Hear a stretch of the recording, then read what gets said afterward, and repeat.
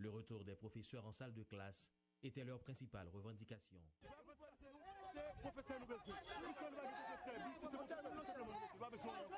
Branches d'arbres en main, filles et garçons ont ensuite défilé le long de Delma, tantôt en courant, tantôt en marchant. Par la rue Charbonnière, ils ont atteint le lycée Horatius Laventure, situé à l'angle des rues Faustin Ier et Catalpa à Delma 75.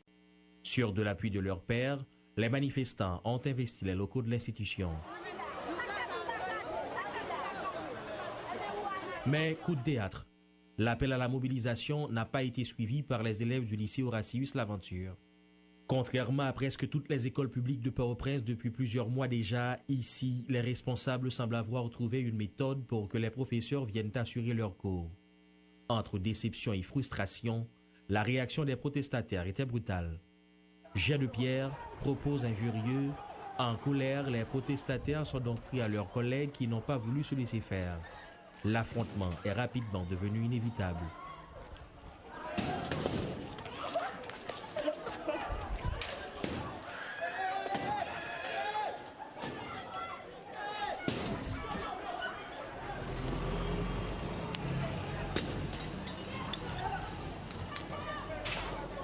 Jusque-là encadrée uniquement par un véhicule de police, la foule a fini par bloquer la circulation dans la rue Faustin Ier. Les commerces ont dû fermer boutique pendant 1 heure environ. Et l'ordre, une fois rétabli, les écoliers protestataires ont repris leur parcours direction le carrefour de l'aéroport, destination qu'ils s'étaient fixée pour mettre un terme à leur manifestation ce mardi.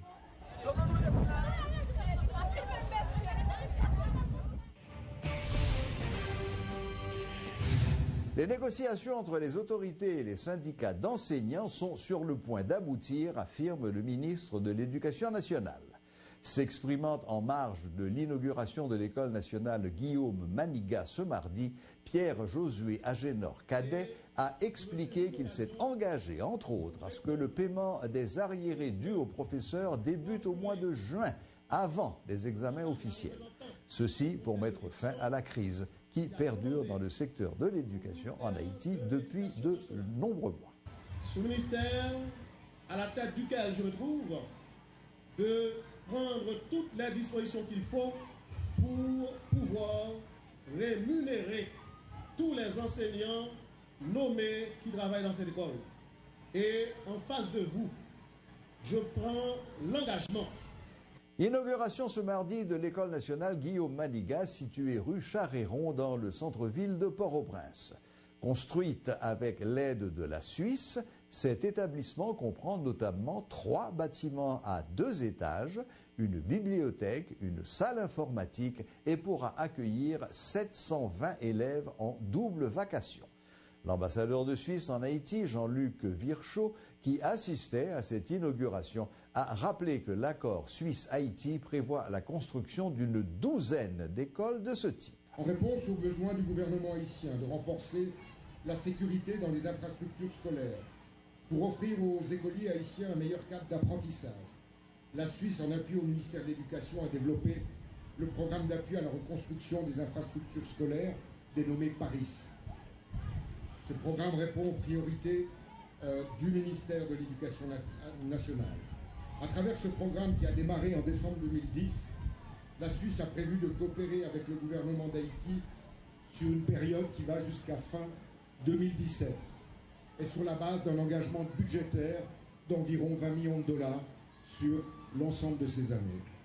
Ce programme, piloté conjointement par l'ambassade de Suisse et le ministère de l'Éducation, a permis de construire 12 écoles, dont 2 FACAP, soit 140 salles de classe au profit de 8760 écoliers du niveau fondamental. 9 d'entre elles, à l'image de l'école Guillaume Manigat, sont déjà terminées. Elles totalisent 104 salles de classe et offrent de meilleures conditions d'apprentissage à 6580 écoliers. Les 3 autres, avec 36 classes, sont en phase de finition et seront remises au ministère de l'Éducation nationale à la rentrée académique prochaine en septembre. Avant le début de la saison cyclonique, le chef du gouvernement a eu une réunion de travail lundi avec les présidents des associations des maires de l'Ouest, du Sud, du Sud-Est, de la Grand'Anse, des Nippes, du centre, de l'Artibonite, du nord et du nord-ouest. Ce mardi 20 mai, le Premier ministre a eu une séance de travail avec le Conseil national de gestion des risques et désastres.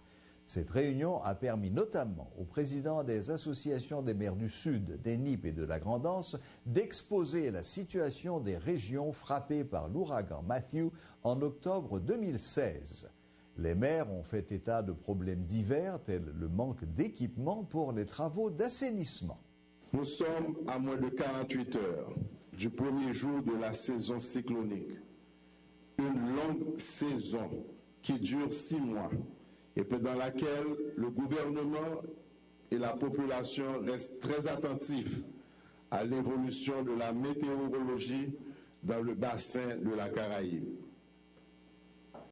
Le sud de notre pays est si souvent dévasté, tandis que d'autres départements enregistrent de graves inondations ou perturbations à l'heure des cyclones. Face aux graves conséquences des plus terribles cyclones et ouragans dévastateurs qui traversent notre pays et la région Caraïbe, les autorités haïtiennes ont conçu et amélioré depuis une quinzaine d'années un plan national de gestion des risques et des désastres. Ce plan comprend une définition claire des responsabilités, de l'organisation, de la direction et du contrôle de la gestion des risques et des désastres. Il détermine les actions à entreprendre dans les phases de préparation, d'alerte, de réponse, de réhabilitation et de reconstruction. C'est le moment de rappeler à l'attention de chacun de vous en particulier et du public en général qu'il existe un comité national de gestion des risques et désastres, le CNGRD,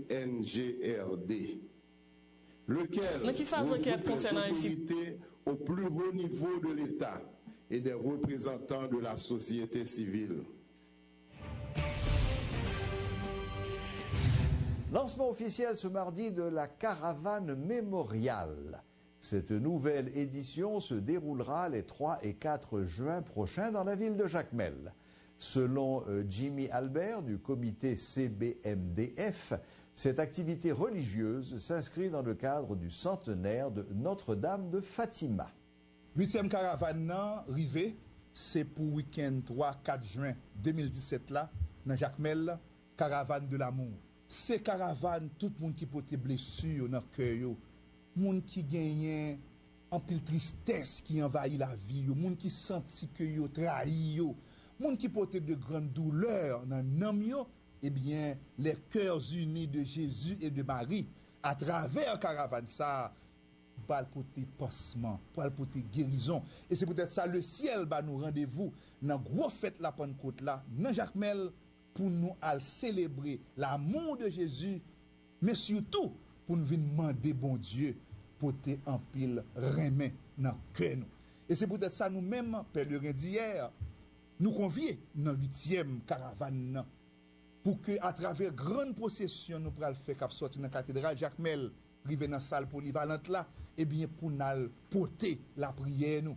Et à travers la grande veille de prière, et bien nous pourrons gagner un moment côté nous pourrons vivre ça nous relève soirée Pentecôte là parce que 4 juin c'est fête la Pentecôte, la Vierge Marie était là, jour l'Esprit Saint descend dans le commencement et c'est peut-être ça, jour ça tout nous pourrons faire belle fête la Pentecôte avec Maman Marie, Notre-Dame de Fatima.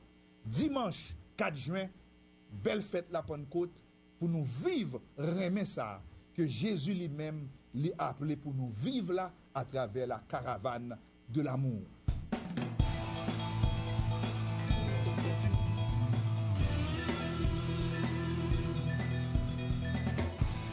Dans l'international, 2 responsables de l'opposition vénézuélienne ont été blessés lundi par les forces de sécurité qui tentait de disperser les manifestants réunis à Caracas contre le président socialiste Nicolás Maduro, rapporte un des opposants